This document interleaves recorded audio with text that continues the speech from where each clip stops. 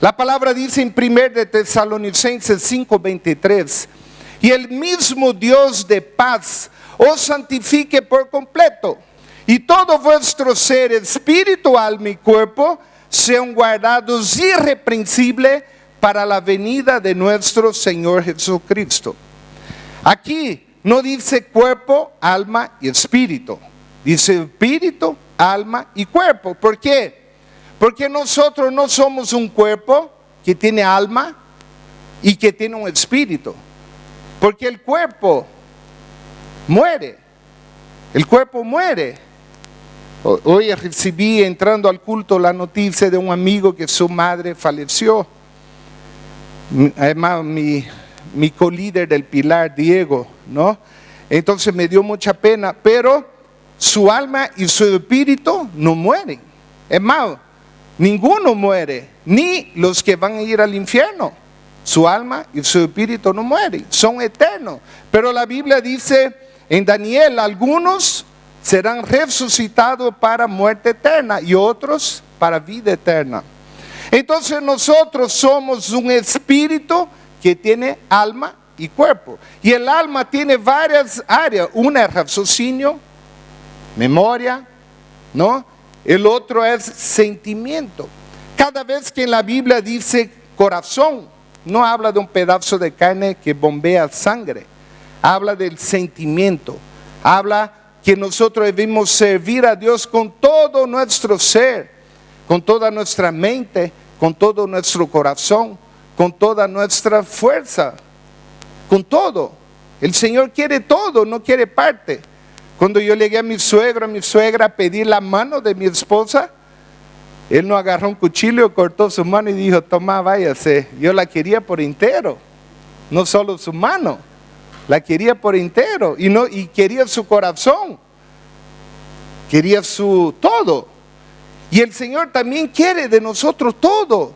No quiere simplemente que tú vengas una vez por semana a la iglesia. Él quiere todo, todo minuto, todo segundo de su vida. Y nosotros podemos ver en el tabernáculo, en el Antiguo Testamento, era una tienda rodeada por un patio, con encerramiento de una valla de cortinas. La tienda tenía dos partes, una que era 2 veces más grande, que estaba dividida por un velo, para que tú puedas imaginar un poco mejor. Era como si fuera esa iglesia, pero era menor el tamaño. Tenía fuera el atrio. En lugar del atrio era el lugar donde se presentaba sacrificio, se mataba el cordero. Allá se sacrificaba el cordero. Había el lugar santo, que era 2 veces más grande que el lugar santísimo, que para que tú puedas imaginar es el lugar donde tú estás sentado. Había el lugar santísimo, pero entre el lugar santo y el lugar santísimo había algo. ¿Qué era lo que había?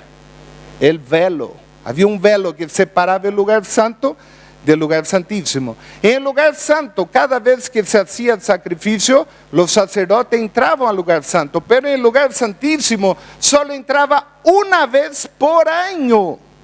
¿Y en qué día entraba en el lugar santísimo? El día 14 de Nisan. Está en Éxodo la ley acerca de la Pascua. En ese día 14 de Nisan, hoy día nosotros celebramos la Pascua, la Semana Santa, en todo viernes, sábado y domingo, porque domingo resucitó Jesús. Pero antiguamente no era así. El día que tocaba el día 14, sea lunes, martes o miércoles, en ese día era el día que se celebraba la Pascua.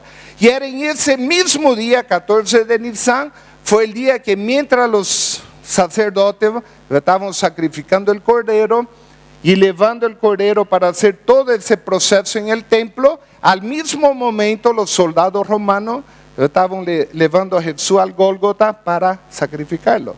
Y ahí fue cuando Jesús cumplió allá en la tarde, derramando su sangre al mismo tiempo que el cordero estaba siendo derramada su sangre. ¿Y qué fue lo que sucedió en ese momento?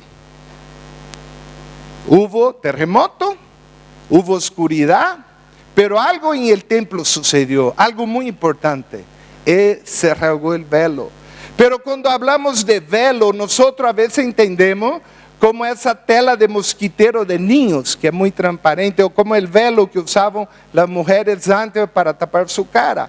Pero el velo, según los estudios, medía entre 6 a 8 centímetros y era mucha tela pegada una a la otra. O sea que era imposible que se rompa simplemente por exceso de uso. Se rompió, ¿por qué? Porque el Señor estaba diciendo que ahora no había separación entre el lugar santo y el lugar santísimo. Pero tú vas a entender un poco más de eso. Y allá en el lugar santísimo había algo muy importante. ¿Qué había en el lugar santísimo? El arca del pacto. ¿Qué simboliza el arca del pacto? La presencia de Dios. Y nosotros vemos hoy día, habla en la palabra, Hebreos capítulo 9, dice así, Hebreos 9 del 6 al 9. Y así dispuesta esta cosa, en la primera parte del tabernáculo entran los sacerdotes continuamente para cumplir los oficios del culto. Pero en la segunda parte, que era el lugar santísimo, solo el sumo sacerdote una vez al año, no sin sangre, la cual ofrece por sí mismo y por los pecados de ignorancia del pueblo. Aquí nosotros vemos el sacerdote cuando entraba el lugar santísimo, le amarraba una soga en su piel y en la ropa del sacerdote había campanillas similar a la que tienen los caporales, pero era hecha de campana. ¿Por qué? Porque el sacerdote cuando entraba en el lugar santísimo, solo una persona, una vez al año, si esas campanillas dejaron de sonar, los otros sacerdotes sabían que él se entró en pecado y moría fulminado en la presencia de Dios, ¿no? Como dice la palabra, con el que tocó el arca del pacto y murió cuando estaban trasladando el arca, ¿no? Entonces nosotros podemos ver que él entraba, pero aquí sigue diciendo así, dando el Espíritu Santo a entender con eso que aún no se había manifestado el camino al lugar santísimo, entre tanto que la primera parte del tabernáculo estuviera en pie, lo cual es símbolo para el tiempo presente. Ese tabernáculo que había, que después se hizo el templo de Salomón, después se reconstruyó el segundo templo. La palabra de Dios habla en Hebreos que es símbolo para el tiempo presente. ¿Por qué? Porque es símbolo para el tiempo presente. Corintios 3:16 habla que nosotros somos templo del Espíritu Santo. Entonces nosotros vemos si el Señor vive en nosotros y el Espíritu es Santo. ¿Cuál Espíritu vive en nosotros? El Espíritu Santo. ¿Cómo debe ser nuestro templo? Santo. Yo me acuerdo mucho bien, Alejandra siempre tiene la casa impecable, pero cuando alguien nos va a visitar tiene que estar más impecable. Y él hasta domingo tiene que dejar la casa acomodada y eso muestra el carácter de una persona, ¿no? Entonces, a veces antes de dormir empieza a barrer el cuarto y le digo, mi amor, mañana. No me gusta salir al baño en la noche y sentir el polvito en el piso. Pero cuando llega alguna visita, la casa tiene que estar más impecable. Y me pone a cambiar foco quemado, me pone a sacar algo que está ahí que no le gusta y me da mucho trabajo y eso es para bien. Acomodar un cuadro que está caído y me da mucho trabajo. Ahora viene la pregunta, si nosotros tenemos el Espíritu Santo viviendo en nosotros, ¿por qué nosotros no vamos a vivir con ese templo de la misma manera? Impecable. ¿Y qué es lo que sucede? Debemos mantener nuestro templo impecable. Me gusta mucho la palabra en inglés dice inside, ¿no? Adentro. Y la palabra dice eso. 2 de Corintios 6. Ahora es 2 de Corintios, no 1 de Corintios. 2 de Corintios 6. Habla algo similar. Habla aquí de la importancia de un cambio de vida. 2 de Corintios 6 del versículo 14 adelante. El título sigue diciendo, somos templo del Dios viviente. Lo que el Señor antes vivía en un tabernáculo y después le hicieron un templo que era de oro, completamente de oro, pero tenía el arca del pacto. El Señor dice que hoy día todo eso que había hecho era símbolo para el tiempo presente. Hoy día el Señor no vive en un lugar de 4 paredes. El Señor, ¿dónde vive hoy? En nosotros. Y eso habla mucho en el libro de San Juan 14, 15, 16. Pero aquí habla 2 Corintios 6, 14. No os unáis en yugo desigual con incrédulos, porque ¿qué compañerismo tiene la injusticia con la injusticia? Y sigue hablando aquí. ¿Y qué acuerdo hay entre el templo de Dios y los ídolos? Porque vosotros sois el templo del Dios viviente. Como Dios dijo, habitaré y andaré entre ellos, y seré su Dios, y ellos serán mi pueblo. Por lo cual salid en medio de ellos, y apartaos, dice el Señor, y no toquéis lo inmundo, y yo os recibiré, y seré para vosotros por Padre, y vosotros me seréis hijos e hijas, dice el Señor Todopoderoso. Así que, amados, puesto que tenéis tal promesa, limpiémonos de toda contaminación de carne y de espíritu, perfeccionando la santidad en el temor de Dios. Limpiémonos de toda contaminación de carne y de espíritu. Es tan interesante que el libro de Malaquías habla, el Señor dice así, que muchas personas habían aborrecido a la mujer de su juventud. Y el Señor dice, cuidaos en vuestro espíritu y no seáis desleales con la mujer de su juventud. Yo estaba hablando de personas que andaban en fornicación y adulterio, y eso estaba contaminando no solo su alma, su sentimiento, estaba contaminando su espíritu, porque habla literalmente, cuidado, guardaos vuestro espíritu. Y aquí muchos cristianos piensan que simplemente porque una vez hicieron una oración aceptando a Jesús, o a veces se bautizaron, o a veces vienen a la iglesia, pueden seguir su vida como les da la gana. Pero aquí el Señor habla que nosotros debemos limpiarnos de toda contaminación de la carne, y eso viene seguido. Mi padre tenía en Brasil, tenía un árbol de guayaba, y yo cada vez que iba sacaba las guayabas y nunca había bicho, gusano. Es muy típico, ¿no? ¿Qué es peor que encontrar un gusano en la guayaba? ¿Quién sabe? Encontrar la mitad, ¿no? Porque uno, la mitad solo, ¿no? Entonces, y un día llegué a mi padre y dije, papi, este año vine acá y hay mucho gusano en la guayaba, ¿por qué? Y él me dice, no, que aquí al frente un señor botó soya podrida y eso trajo mosca y las moscas fueron a la guayaba. Entonces, ¿qué significa? El ambiente que había contaminó eso. Y aquí el Señor también habla que nosotros debemos salir en medio de ellos, salir de toda contaminación, salir del mundo. Ahora aquí vamos a examinar un poco. El cuerpo que es la parte de afuera, simboliza la parte exterior del templo, el atrio de afuera. Simboliza la carnalidad, el materialismo, lo que es mundano, lo impuro. Pero la palabra también dice que nosotros debemos ofrecer sacrificio santo, vivo, agradable a Dios, que es vuestro culto racional. ¿Dónde hacemos ese sacrificio? En el cuerpo. ¿Y cuál es ese sacrificio? Hoy día, tú no necesitas matar una llama como hacían los anteriores políticos, derramar su sangre.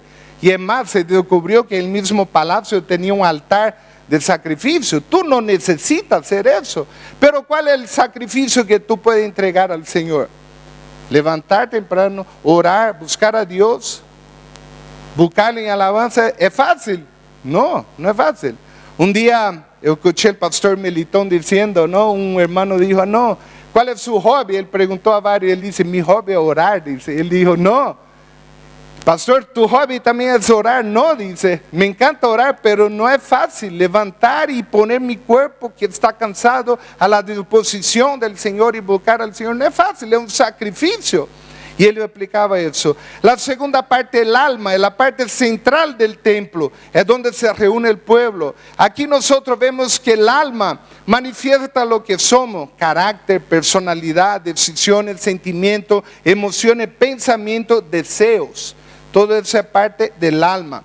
Y el alma es el lugar donde percibimos todo lo que nos afecta desde dentro, en lo espiritual, y desde afuera en lo carnal. el velo entre el alma y el Espíritu Santo. Había el velo. Ese velo es la barrera de división. En una parte de la Biblia dice que la barrera de separación entre el alma y el espíritu. Y eso vamos a hablar un poquito más adelante. Y el espíritu es nuestra parte interior. Para entender un poco el cuerpo es lo que me da relación con el mundo. Si yo no tuviera un cuerpo, no podía estar agarrando eso.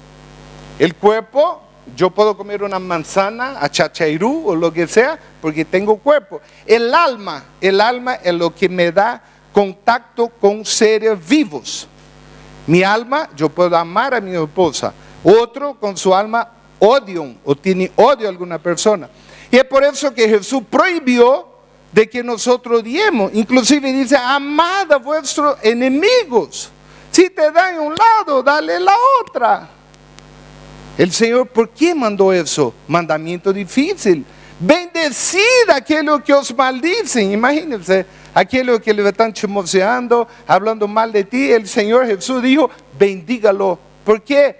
Porque Él quiere que tu alma, que te da relación o sentimiento con otro, esté limpia, perfecta. Y Él dice más allá, si tú amas a quien te hace solo bien, es fácil, ¿no? Es fácil amar quien te quiere, quien te da regalo todo el tiempo.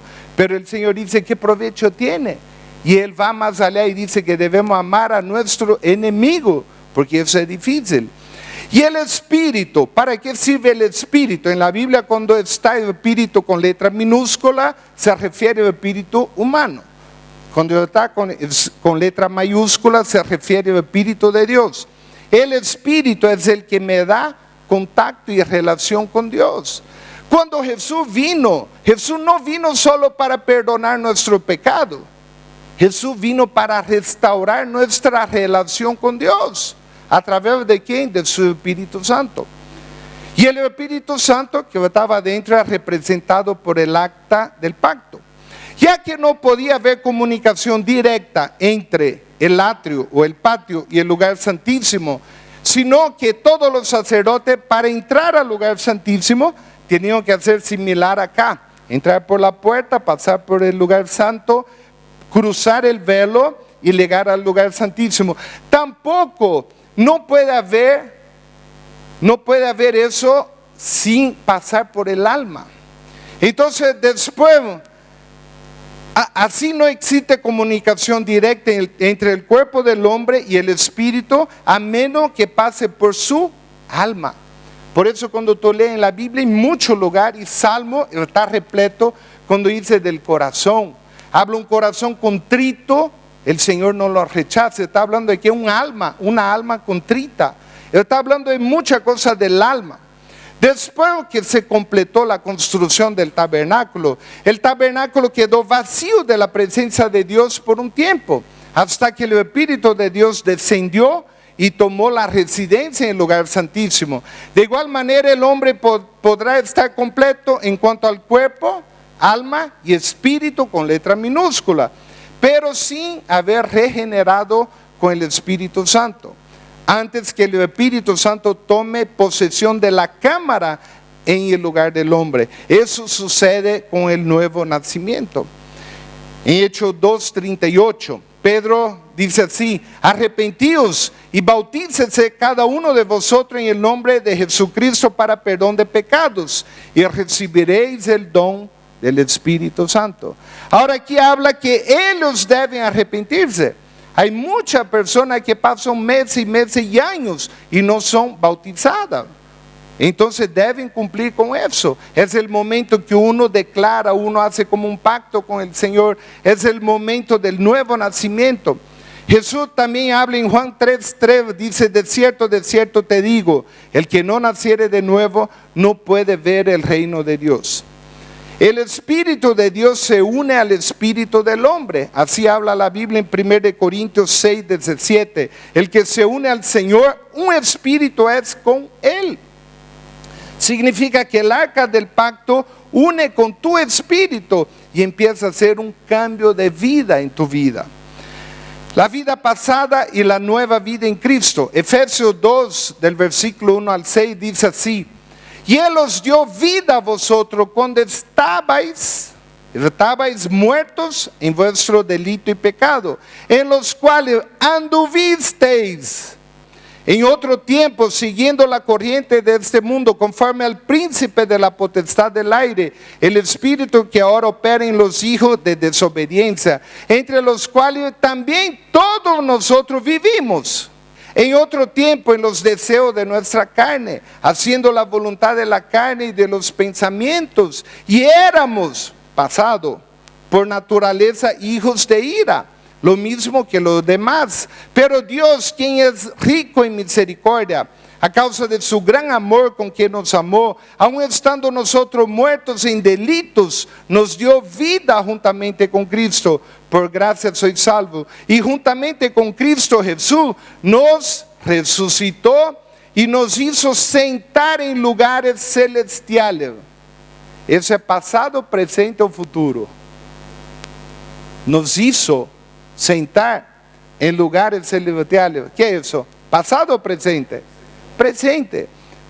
El Señor está hablando que nosotros en presente podemos estar sentados con Cristo en lugares celestiales. Y eso es muy importante entender. Pero hay muchos cristianos que siguen su vida en el pasado. Dicen que aceptó a Jesús, pero no cumple todo lo que dice arriba, habiendo pasado, dejando el pasado, vivir en lugares con Cristo celestiales. Nosotros vemos en Juan también capítulo 2, habla así que no debemos amar el mundo, ni las cosas que están en el mundo. Si alguno ama el mundo, el amor del Padre no está en él.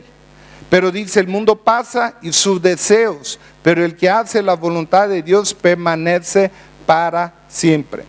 Ahora, muchas veces nosotros decimos, ¿el pecado es bueno o malo? Depende, porque es malo para el alma y para el espíritu. Pero al nivel de carne, nadie le está obligando, poniendo una pistola en su cabeza, obligándolos a pecar. ¿Por qué la gente busca el pecado y se deleita en el pecado? Y Pablo le escribe eso también en Romanos 6, 7 y 8. ¿Por qué? Porque le agrada la carne. Pero ¿por qué sucede eso? ¿Por qué no hay cambio de vida? ¿Por qué se dicen cristianos y siguen viviendo de igual manera como era antes? A mí me impresiona cuando ahora estamos llegando a carnaval y sale gente de la iglesia que a veces muestra su casaca, muestra la foto con su comparsa. Hermano, lo que hemos leído aquí, 2 Corintios 7, así que amado, puesto que tenemos tal promesa, limpiémonos de toda contaminación de carne y de espíritu. Y el versículo 17 del capítulo 6 dice, salid en medio de ellos y apartaos, dice el Señor, y no toquéis lo inmundo. Hay muchos cristianos que siguen agradándose de lo inmundo, quieren vivir con el Señor, pero no entienden que el que está queriendo tomar posesión de tu espíritu es el creador del universo. Efesios dice, sellados con el Espíritu Santo de la promesa para el día de la redención. Hermano, no podemos estar con un pie en un barco, otro pie en el otro. El Señor cuando me llamó, yo estaba andando en una vida así. Y el Señor me llamó con Apocalipsis capítulo 2 y dijo, por cuanto sois tibio, no soy frío ni caliente, te vomitaré de mi boca. Y el Señor me tocó, llegué a mi cuarto y hubo un arrepentimiento, hubo lloro, hubo quebrantamiento y el Señor cambió mi vida. Efesios 4 también dice así, en cuanto a la pasada manera de vivir, Efesios 4, 22 al 24, despojaos del viejo hombre que está viciado conforme a los deseos engañosos, y renovaos en el espíritu de vuestra mente, y vestíos del nuevo hombre creado según Dios en la justicia y santidad de la verdad. Y aquí muchos cristianos no entienden. Muchos cristianos piensan que el Señor te va a obligar a vestir la ropa de santidad. Pero el Señor está diciendo, tú despójese del viejo hombre. Porque dice despojaos. Él no dice yo los voy a despojar del viejo hombre. Y aquí también dice renovaos en el espíritu de vuestra mente. ¿Qué significa eso? El Señor no va a agarrar como tiene la computadora aquí al lado, un huequito, y va a poner un flash memory, y de ahí va a pasar toda la Biblia en un segundo, ¡pruc!, a tu cerebro. Él le está diciendo que tú debes renovar vuestra mente. El que pensaba la cosa del mundo ya no lo debe hacer, debe pensar la cosa del Señor. ¿Y dónde está el Espíritu Santo? En la parte más íntima del hombre, en su espíritu. Hermano, cuide sus ojos. La Biblia dice: el que mira a una mujer para codiciar y adulteró con él en su corazón. La palabra dice que el ojo es la ventana del alma. Si tu ojo peca, todo tu cuerpo peca. Cuidado con su boca, lo que habla. Cuidado, el Señor quiere planchar su alma. En Hebreos capítulo 10, versículo 19, habla así. Hebreos 10, 19. Habla así: así que, hermanos, teniendo libertad para entrar en el lugar santísimo por la sangre de Cristo, por el camino nuevo y vivo que Él nos abrió a través del velo, esto es, su carne. El velo representa el pecado. Fue por eso que Jesús tuvo que entregar su cuerpo, su sangre, para romper ese velo. Cuando Jesús murió y Él dijo: Señor, consumado es, a ti te entrego mi espíritu, el velo se rompió. El Señor estaba diciendo: esa barrera de separación entre el lugar santo y el lugar santísimo ya no hay. Significa que todos nosotros podemos entrar en ese lugar santísimo cada día para estar con el Señor. Ahora mire qué interesante. El cambio no empieza en el cuerpo, después en el alma, después en el espíritu. ¿Qué sucede cuando un cristiano recibe a Jesús, recibe su Espíritu Santo? El Espíritu entra, el Espíritu Santo toma pose de su espíritu y de ahí empieza un cambio hacia afuera, en su alma. Porque empieza a haber cambio de pensamiento, cambio de carácter, cambio de conducta, cambio de todo lo que el Señor quiere hacer. La palabra dice: impondrán la mano sobre la persona y recibirán el Espíritu Santo. Si tú quieres recibir una unción del Espíritu Santo, no se vaya todavía, quédese un tiempo más. Si el Señor te muestra algo en tu mente, si el Señor te muestra algo que tú debes cambiar, quiero invitarte a que tú pases adelante y entregue eso en el altar de Dios. Entonces, hermanos, voy a hacer una oración para terminar el culto. Si tú estás apurado, puedes salir, pero el culto no termina. Después de ese tiempo vamos a tener un tiempo de orar, de buscar la presencia de Dios. Y si tú quieres algo más de Dios, está invitado a quedarse 5 o 10 minutos más. Amén. Los que llegaron tarde puede pasar a traer su ofrenda. Oh Padre amado, bendecimos cada persona acá. Queremos pedir en ese momento, Señor, que tú puedas tocar nuestro corazón, que tú puedas rasgar, Señor, así como tú rasgaste el velo, Señor, que tú puedas en ese momento rasgar nuestro corazón, que tú puedas derramar ese Espíritu Santo hoy día acá, que tú puedas traer un mover de tu Espíritu Santo en ese momento. En ese momento te pedimos, Señor. Oh Padre amado, nosotros necesitamos del mover del Espíritu Santo. El mundo está corrompido, la tele está corrompida, el internet está corrompido, los colegios están corrompidos, el trabajo está corrompido, pero tu palabra dice: sed santo como yo soy santo. Y nosotros entendemos que solo podemos ser santos con tu ayuda. Nosotros queremos, Señor, que tú puedas restaurar hoy día, Señor, el corazón de cada persona, restaurar la mente de cada persona, restaurar el alma de cada persona en ese momento, y que tú puedas derramar ese fuego sobre nosotros como tú lo hiciste en el día de Pentecostés. En nombre de Jesús, en nombre de Jesús. Amén.